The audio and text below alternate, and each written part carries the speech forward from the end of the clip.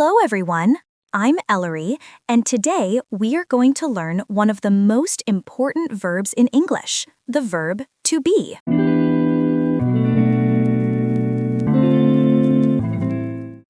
What is to be?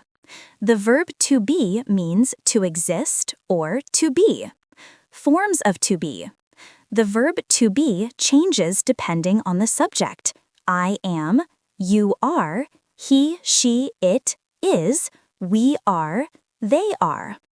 Examples: I am happy. You are my friend.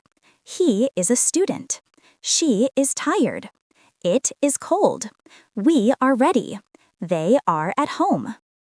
For making sentences negative, add not after the verb. I am not hungry. He is not here. They are not busy. For making questions, put the verb to be at the beginning of the sentence. Are you ready? Is she your sister? Let's practice the verb to be with a short quiz. 1. I, happy. A, is. B, am. C, are. 2. She, a student. A, are. B, is. C, am.